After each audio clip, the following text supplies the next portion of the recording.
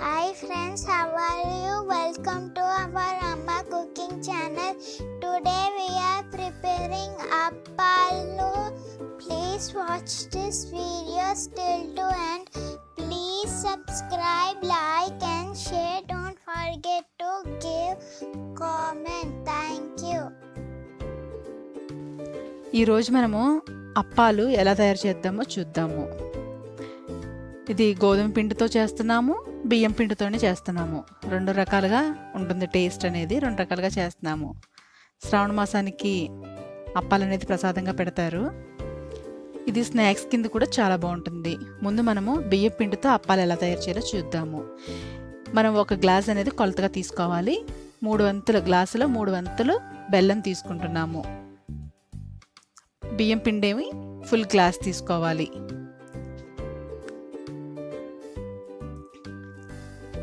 బెల్లం వేసుకుని 3 వంతుల బెల్లం వేసుకుని పావు గ్లాసు, చూడండి పావు గ్లాస్ మాత్రమే వాటర్ పోయాలి. 3 వంతుల బెల్లానికి పావు గ్లాస్ వాటర్ పోయాలి. జస్ట్ పాకం అయితే ఏమీ అవసరం లేదు మనకి ఈ రెసిపీకి. ఆ బెల్లం అనేది ఆ నీళ్ళలో కొంచెం కరిగితే సరిపోతుంది అనమాట. అది శుభ్రంగా ఒకసారి స్పూన్తో మీడియం ఫ్లేమ్ పెట్టుకుని కలుపుతూ ఉండండి. ఆ బెల్లం అనేది కరిగిపోవాలి.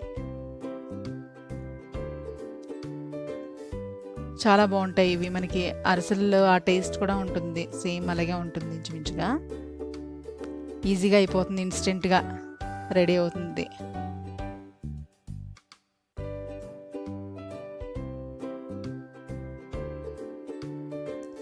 కరెక్ట్గా కొలత ప్రకారం చేసుకుంటే ఎవరైనా చేసేయచ్చు, ఈజీగానే వచ్చేస్తుంటాయి. బెల్లం అంతా కరిగింది.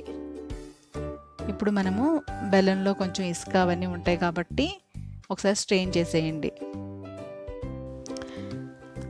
ఇలా టీ వడక పెట్టేదాంతో ఒకసారి స్ట్రెయిన్ చేసేసుకోండి. ఏమైనా ఉన్నా కూడా మనకి ఆగిపోతాయి.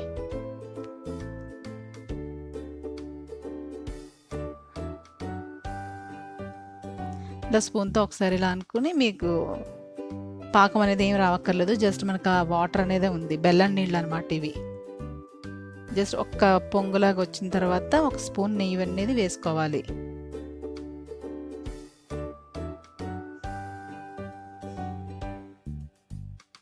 ఒక స్పూన్ నెయ్యి వేసుకోండి. నెయ్యి వేసుకోవడం వల్ల ఏంటంటే మనం బియ్యం పిండి వేసినప్పుడు ఉండది కట్టదనమాట, స్మూత్గా ఉంటుంది. ఇలాగా ఫుల్గా 1 గ్లాస్ బియ్యం పిండి వేసేసుకోవాలి.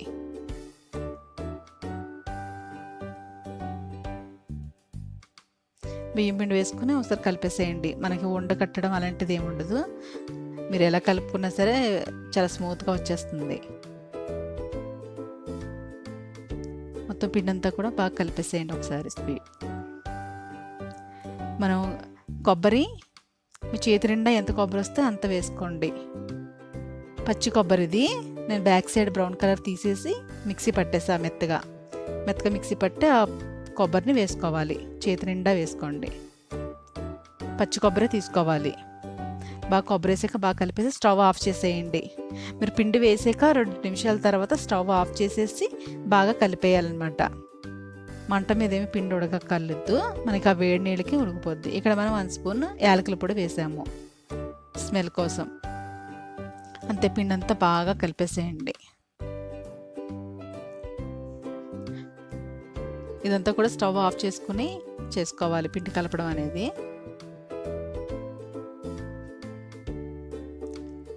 మొత్తం అంతా బాగా ఒకసారి కలిపేసి చూడండి, చాలా స్మూత్గా వచ్చింది. మనకి ఎక్కడ ఉండ అనేది లేదు. ఇప్పుడు ఈ పిండిని పక్కన పెట్టేసుకొని ఇప్పుడు మనం డీప్ ఫ్రైకి ఆయిల్ వేసుకుందాము.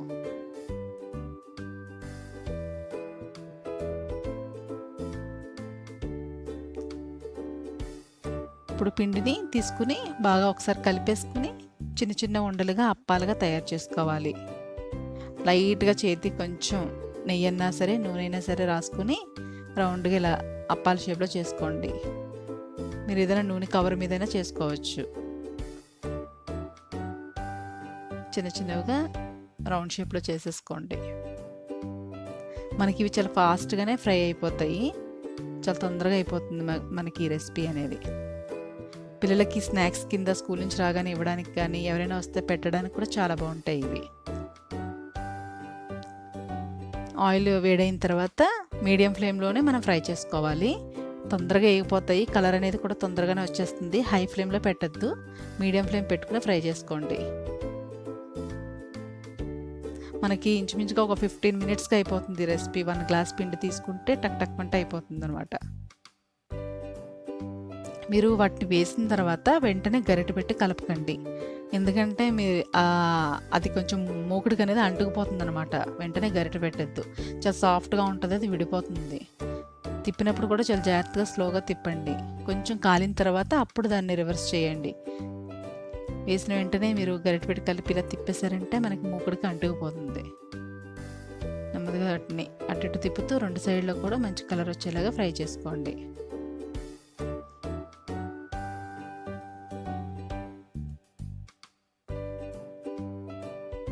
ఇలా ఫ్రై చేయాలి. చాలా తొందరగానే ఫ్రై అయిపోతాయి ఇవి. చాలా బాగుంటుంది టేస్ట్ అయితే, చాలా సాఫ్ట్గా ఉంటుంది, లోపల పైన చాలా క్రిస్పీగా ఉంటుంది. ఆయిల్ కూడా పెద్దగా ఎక్కువగా ఏమీ లాగట్లేదు.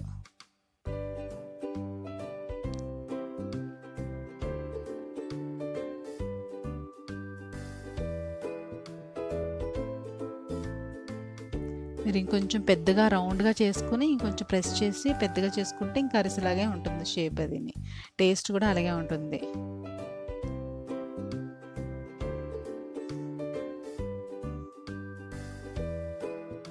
మనం పొడి బియ్యం పిండి షాప్లో కొన్న పిండితో చేసేసుకున్న ఈజీగా అయిపోతుంది. తడి బియ్యం పిండితో అయితే అంత బాగుండదు ఈ రెసిపీకి. ఇక్కడ మనము గోధుమ పిండి బియ్యం పిండి కలిపి కూడా తయారు చేసుకోవచ్చు.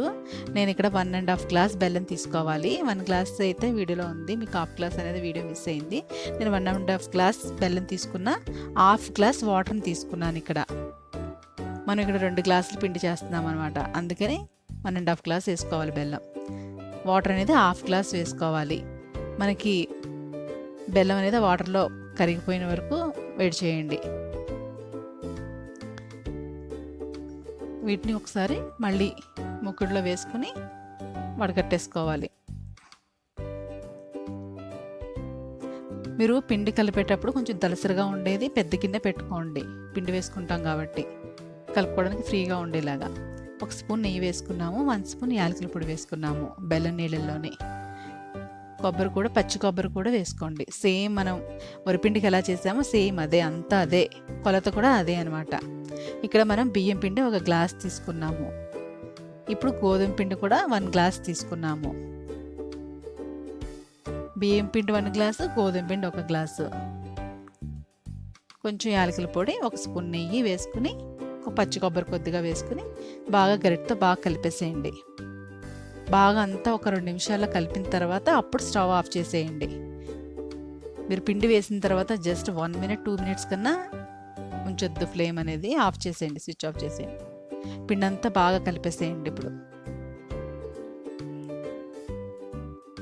బాగా పిండి అంతా బాగా కలిపేసుకుని పక్కన పెట్టుకోండి.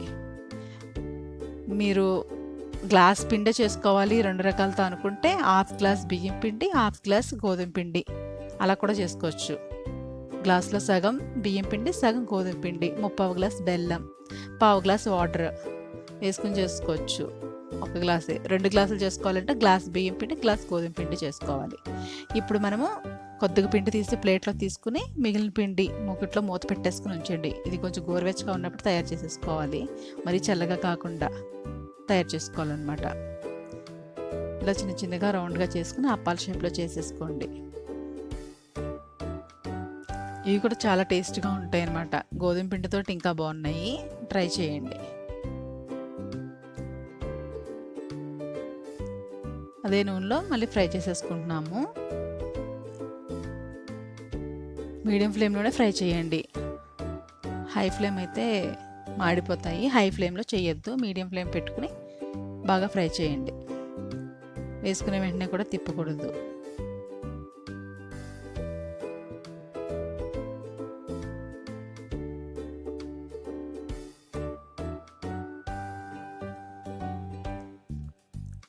కొంచెం అడుగున కొంచెం కలర్ వచ్చిన తర్వాత అప్పుడు వాటిని టర్న్ చేయండి.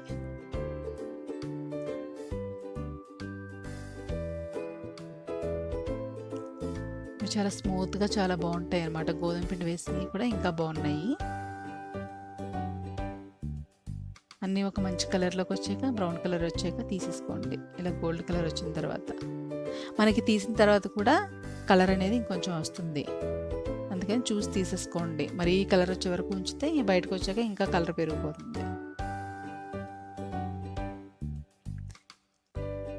ఇదే విధంగా మొత్తం అన్నీ కూడా ఇలాగే ప్రిపేర్ చేసుకోవాలి.